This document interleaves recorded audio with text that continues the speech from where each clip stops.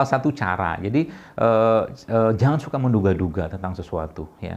Kita ini kalau sudah sibuk dengan diri kita sendiri, sebenarnya kita akan fokus untuk menghisap diri kita daripada sibuk menjadi malaikat raqib dan atid. Salah satunya itu. Baik, kita fokus ke tadi, saya katakan tentang bagaimana hati tadinya. Sebagaimana ada yang menyehatkannya, itu yang dan hati itu juga ada yang membuat dia sakit ya. Ada yang menyehatkannya, ada yang membuat dia sakit. Sakit maksudnya, kalau menyehatkan apa tadi? Ketaatan. Ketaatan yang ada pada diri seseorang menyehatkan hatinya, jiwanya, akalnya, ya, ruhnya juga.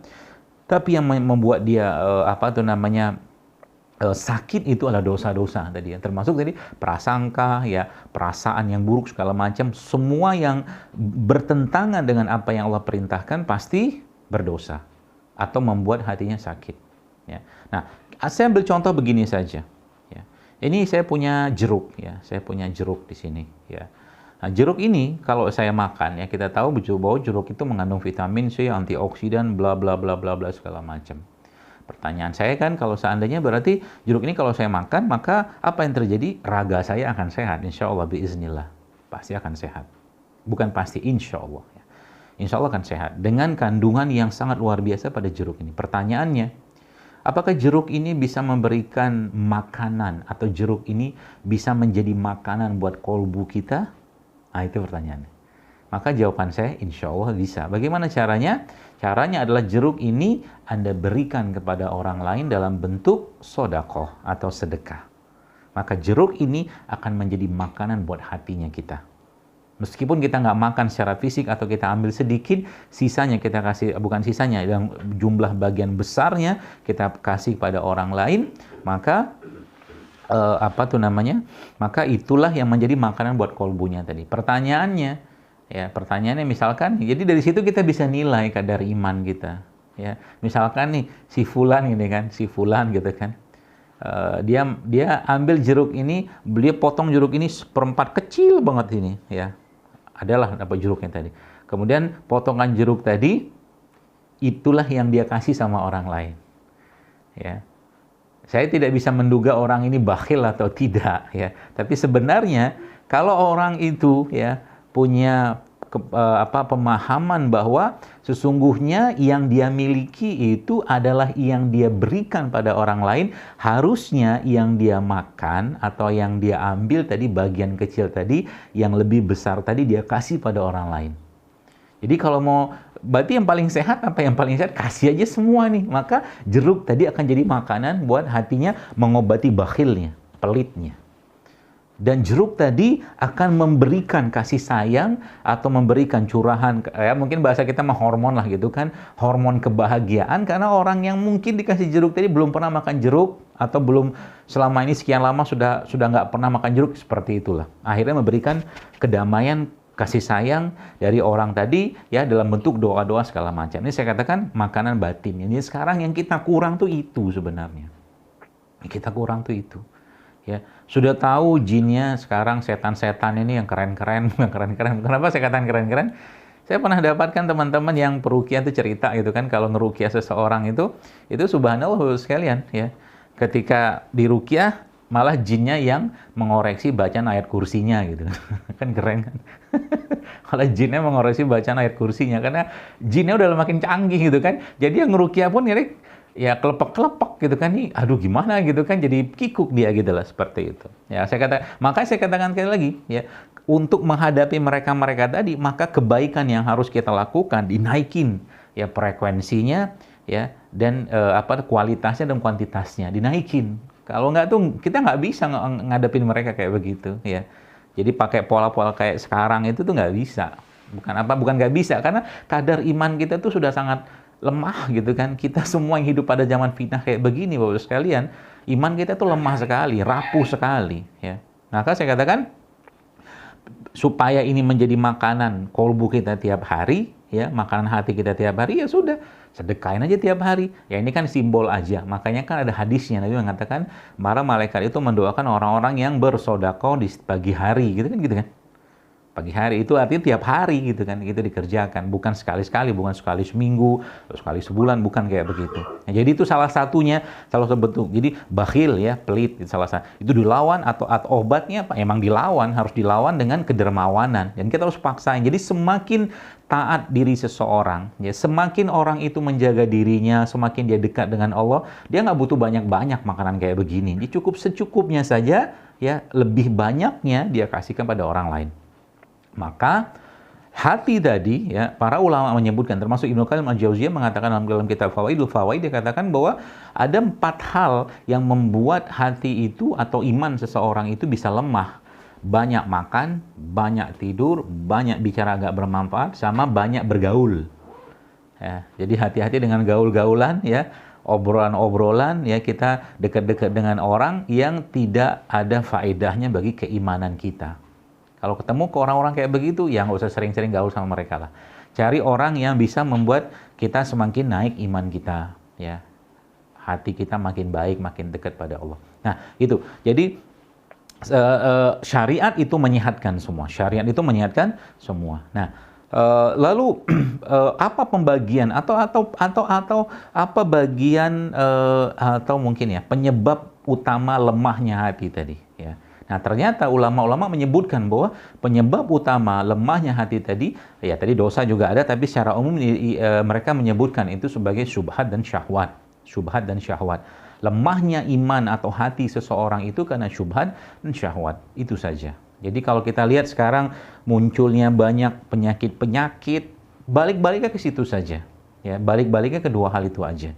Ya. Jadi kalau sudah ini semua kita perbaiki, maka atau kita tahu sebabnya apa, mengapa ini orang jadi lemah, karena memang syubhat dan syahwatnya itu luar biasa, karena jauh dari Allah, yang nggak dekat dengan Allah, nggak dekat dengan sunnah baginda Nabi SAW. Pertanyaannya kan gitu kan, terus bagaimana caranya mengatasi hati yang seperti itu, atau bagaimana menguatkan hati yang seperti itu? Maka jawabannya cuma hanya satu.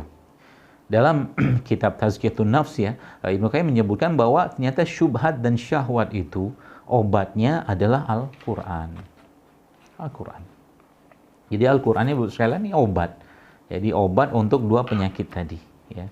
Masalahnya kan sekarang saya sudah baca Quran kok nggak dapat vibrasi, nggak dapat getarannya sih. Ya mungkin nggak khusyuk, ya mungkin nggak mentadaburi, mungkin nggak paham artinya, atau mungkin nggak meresapi, cuma sekedar baca. Maka kalau saya pribadi memang menghindari sekali di mobil, ya kalau lagi ada orang di mobil, ya atau teman atau keluarga sendiri kemudian memutarkan Al-Quran, tapi kita berbincang-bincang di situ, akhirnya Al-Quran itu cuma sekedar kayak instrumen, nauzubillah min zalik di mobil gitu kan, itu nggak boleh kayak begitu. Jadi kalau mau dengerin dengarkan dengan baik, ya.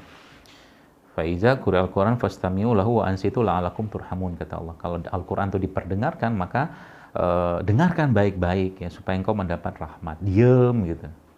Ansitu, ya diam, seperti itu. Maka kalau dibacakan Al-Quran, jangan ngomong, ya. Jadi kalau Anda paling bagus sebenarnya pas lagi jogging, kalau saya jogging atau olahraga, nah coba diganti itunya musik-musik nggak bermanfaat itu dengan tilawah Al-Quran, atau mungkin kajian-kajian. Jadi lagi kita olahraga pun, mungkin yang sepedaan atau mungkin yang jalan-jalan santai atau apa, dengerin saja Al-Quran di situ, kan kita nggak ngomong, ya. Atau mungkin kitab-kitab, atau mungkin kajian-kajian para ustadz-ustadz, ya, pada syekh-syekh gitu, kita dengarkan, dan itu menjadi obat buat hati kita, ya, obat untuk mengatasi kejahilan, kebodohan, seperti itulah. Jadi sekali lagi, obatnya apa? Nah, obatnya di situ semua. Maka janji Allah dalam Al-Quran apa? Allah mengatakan, Allah berfirman, A'udzubillahi minasyaitonir rajim, wa nunazzilu minal Qur'an ma huwa syifaa'ur rahmatul lil mu'minin wa la yazidu dzalimin illa khusara. Kata Allah, kami turunkan Al-Quran ini sebagai syifa, sebagai penyembuh, kata Allah. Maka dia memang bisa menyembuhkan. Apa yang disembuhkan? Sakit fisik bisa disembuhkan. Ya, saya sempat sempat diskusi dengan seorang ustadz. Dia bilang kalau seandainya para ustadz-ustadz yang itu, ya, mereka mengambil peran sebagai peruqyah juga, itu mungkin banyak penyakit-penyakit yang bisa ditertangani. Dia pernah cerita, Ustadz pernah ketemu penyakit kanker, pernah, itu ternyata ketika habis diruqyah hilang itu penyakitnya. Pernah bukan karena mendapatkan pasien yang kanker, tumor seperti itu, atau penyakit-penyakit yang lain, karena memang asbabnya memang salah satunya dari ain tadi. Maka jaga hati baik-baik ya. Kontrol hati, jangan marah, jangan benci, jangan dendam, jangan hasad, jaga baik-baik, jangan buruk sangka sama orang lain, beri uzur pada saudara kita, beri uzur. Ya, karena contoh begini saja, Anda janjian ya, kita janjian dengan seseorang misalkan jam 2 misalkan. Orang itu nggak datang, jam 2:10 nggak datang, 2:04 nggak datang, 2. Nah, kita bisa punya dua pilihan untuk mengatakan ini orang nggak sopan benar, udah ditungguin nih jam 2 nggak datang-datang juga. Gitu kan? Akhirnya apa? Muncul benci, muncul marah, muncul kesel. Yang rugi siapa? Kita sendiri. Ternyata si fulan tadi mungkin ban sepedanya bocor, atau dia kecelakaan, atau mungkin kehujanan. Tinggal kasih uzur. Kata Nabi begitu, berilah uzur pada saudaramu. Nah, itu kan penyakit zaman sekarang. Ya, tinggal kasih, oh mungkin bannya bocor, selesai. Nggak muncul juga jam 2:30, kasih tahu mungkin dia nggak dapat bus atau apa segala macam, atau mungkin ada urusan keluarga segala macam. Nah, sampai jam 3 ditunggu nggak muncul juga. Oh, mungkin dia punya uzur yang menyebabkan dia tidak bisa datang, yang aku tak tahu uzur tadi. Selesai. Aman kan hati kita kan? Nah, itu zaman sekarang tuh susah kayak begitu, karena banyak orang, kenapa? Banyak orang ya, kalau bahasa saya itu lebih suka berperan sebagai malaikat rakib dan atid, malaikat pencatat kebaikan dan keburukan orang gitu kan. Urusan Allah saja, Bu sekalian. Maka sekali lagi saya katakan, mari kita jaga hati ini, Bu sekalian ya, jaga ya mungkin kalau bahasa itu kita tuh ya jantung ya, kalau mungkin heart itu kan jantung, itu dengan Al-Qur'an. Ya memang jantung organ yang sangat sensitif ya. Maka kalau kita pelajari para ulama zaman dulu ya mereka memang nggak kayak kita zaman sekarang, penuh dengan penyakit degeneratif ya, atau mungkin nggak usah ulama deh, masyarakat zaman dulu gitu kan. Seperti itu ya. Jadi Al-Qur'an itu menjadi obat terbaiknya. Di situ ada semua kan, ya ahsantum li anfusikum. Kalau engkau berbuat baik, kebaikan itu buat dirimu sendiri. Jadi coba di list kebaikan apa yang sudah kita lakukan hari ini. Di luar kebaikan, katakanlah yang kita lakukan untuk diri kita sendiri dalam bentuk kewajibannya, itu di luar itu. Coba sedekahnya mungkin kita, ya hatta itu cuma sekedar kalimat motivasi gitu kan. Itu juga kebaikan, dan itu makanan buat kita. Ya, makanan buat hatinya kita tadi. Ya, maka kata Nabi SAW, Nabi itu bahkan ya pernah disebutkan waktu Abu Salamah mau meninggal, itu Nabi datang ke rumah beliau. Lalu Nabi mengatakan, la ba'sa tohur, insyaallah, kata Nabi. Ya, nggak apa-apa, bakal sembuh gitu kan. Baru Nabi keluar dari rumah Abu Salamah meninggal. Tapi subhanallah kan, meskipun mau meninggal pun dikasih kalimat yang menenangkan. Ya. Bukan kalimat yang membuat kita tuh makin panik gitu kan, kayak zaman sekarang gitu kan.